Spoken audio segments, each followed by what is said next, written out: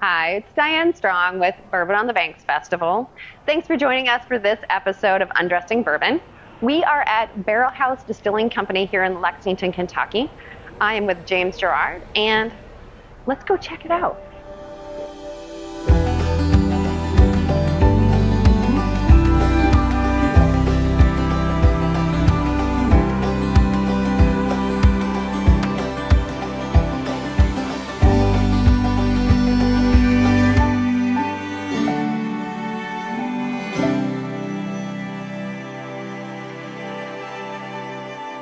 Well, thanks for being a part of this episode of Undressing Bourbon, James. You're welcome. It's great. Thanks for having me. Yeah. So I guess we can begin by you telling us how you're here. Why are we here today with you? Sure. How did you get here? Sure. So for everyone out there, my name is James Gerard, and I'm the brand ambassador for Barrelhouse Distilling Company.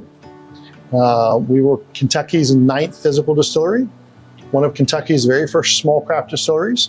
I actually have been living in Florida for the last 15 years when Barrelhouse was started, and had a company down in Florida and sold my company and decided I'd come back to Lexington just only a couple years ago and hang out with family.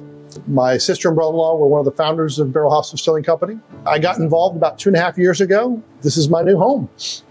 Wait, so you said you're the 9th distillery. Is that in Kentucky or in Lexington? So let me rephrase it.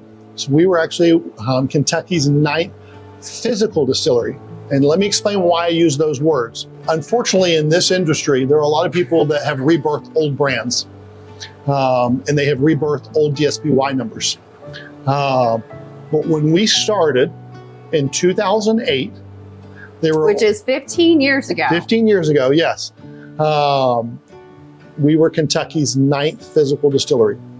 Which is insane because we have over 100 distilleries in Kentucky right now. Correct, yes. But in 2008, yep. There were only 8. Yes. And then you guys came along. That's mind-blowing. It is mind-blowing, isn't it?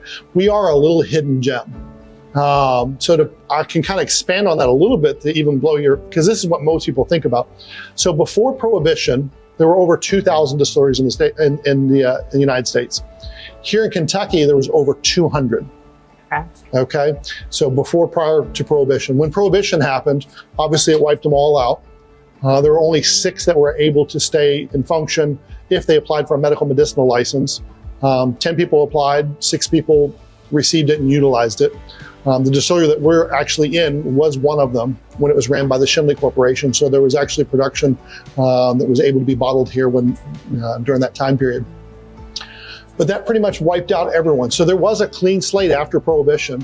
So from Prohibition, so 1933, to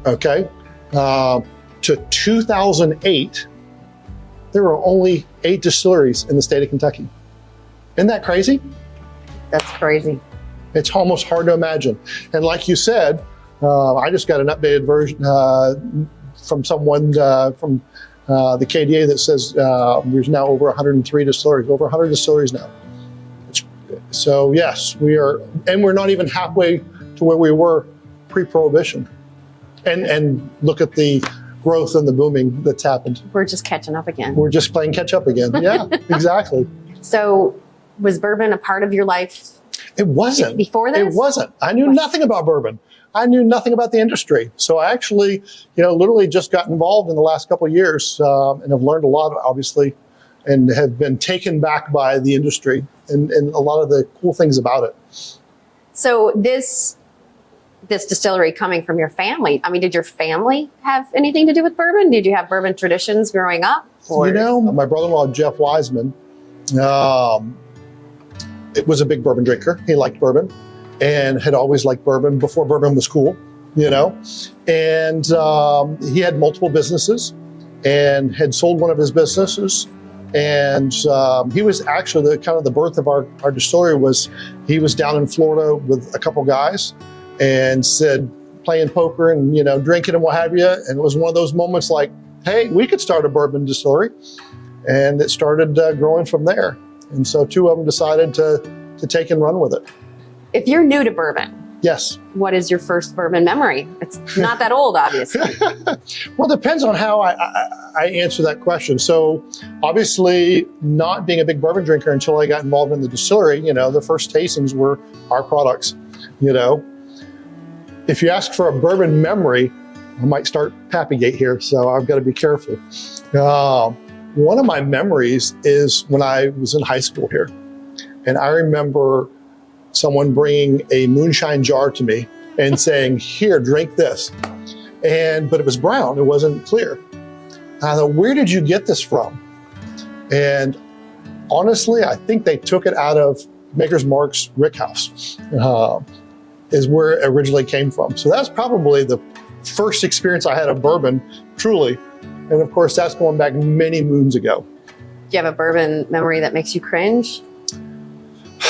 Gosh, probably that story and its tail end goes somewhere else. I was kind of wondering about that. Yes. I'll save that story for another time, I think. 'Cause that's Change my mind. What's your favorite part of the job? Man, everything's great about it. I have the best job in the world. I mean, I really do. And I think that's where it's like hard to believe that, I kind of had a restart of life, and it's just like, wow, this is great. People are excited to learn. They're excited about the industry. They're excited to try something new they've never had before. They're excited to support the industry. And it's a fun business to be in. It really is. I agree. Lots of great people in this industry. Lots of great people, yes. Lots of good energy. Yes, great energy. And again, coming from a different business world, probably one of my best stories is understanding how different this industry is. So I'll give you a little side note if you'd like to hear it. Yeah, absolutely. So in my industry, I was in the construction business, owned a construction company, remodeling kitchens, baths, all that good stuff. I was copied, duplicated multiple times over. I would hire people, they would see how we do things and think they can go out and do it again. And I tried everything I could to protect myself, non-competes and all that kind of stuff. And so I remember a very clear memory is when I got involved here. And I started, watching from the outside. And I'm like, aren't you worried, that you're telling everybody your mash bill? And aren't you worried that someone's going to copycat you or duplicate you? And they're like, they couldn't duplicate us if they tried. Like, we are who we are. And there's just a whole different mentality to how this industry is.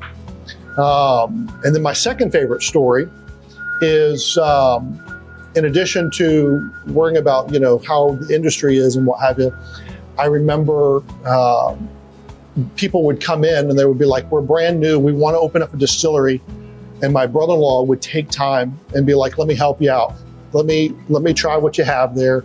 Let me see what I can do to help. And I'm like, Jeff, you're busy. Like, how do you have, he said, James, let me tell you something. He said, when we started in 2008, we were Kentucky's 9th physical distillery. And it's a very clear, vivid memory of mine that we were one of Kentucky's very first craft distilleries. And it was the first couple of days. He said it might have been the first day one when we opened up. Jimmy Russell came over personally and said, hey, welcome to the family. If you need anything, if you want to use our laboratories, if you want us to try things, or if there's anything we can do to help you, just let us know. That's awesome. And that is important to him to pass on, so it's kind of neat to be able to see, because that was not the world that I had grew up in, And of course, the other story I always tell people is the support with, rick houses that burn down or collapse, and another distillery will step in and help out, make, whatever they need to do. And I always use that example as like, can you imagine Coke and Pepsi ever doing that? Like, if Coke burned down, would Pepsi be like, don't worry, we'll help make your product and we'll get it. That would never happen in the normal business world, but it happens in this industry. It's just really like no other industry. So what sets Barrelhouse apart from other distilleries? That's a great question. Kind of going back to being Kentucky's 9th physical distillery, I'm going to put you in the mindset of where we were when we started. So the 8 distilleries that were in existence when we started are what I call the 8 big boys. It was Jim Beam, Maker's Mark, Four Roses, Heaven Hill, Wild Turkey, Ed Wind, Bullet, and Buffalo Trace. You've said that before, haven't you? A few times. Okay. Yes. But that's actually who was in existence when we started. So you can imagine, they didn't know what to do with us. I mean, they're like, with the Bourbon Trail, we were a little guy, we were the little fish. And so we had a couple core principles that we believed in that we have stood by this whole time period. And so putting yourself in the mindset of understanding what was happening in that time period. So those 8, what I call the 8 big boys, had a different mission. Their mission was to get their product around the world as fast as possible. And they've all accomplished it. I mean, I can go to Japan and buy Buffalo Trace. I can go to Australia and buy Jim Beam. I can go to, wherever and buy Woodford, so they all accomplished, their goal. But when they did that, the brands, most of them went from being a top shelf product to mass producing them and the quality dropping off a little bit. And so at that time period, they were now international companies with boards of directors that were controlling what they did and how they spent their money and how they would swinge to get, save as much as they could, because they had a board to now appease. So one of the core principles that we believed in was we were never going to mass produce. We only wanted to make sure that we were making the top, best quality products that we could make. We actually make 8 different products. We make 3 bourbons, we make 2 rums, make 2 moonshines, we make 1 amazing vodka. We just released our first rye whiskey. And all of those are all small batch. They're all made by hand. They're not mass produced. And most importantly, they're made by us. We don't do any blending or outsourcing and all that. We actually make everything right here on site. In addition to that, we also saw that the money was being pulled out of Kentucky.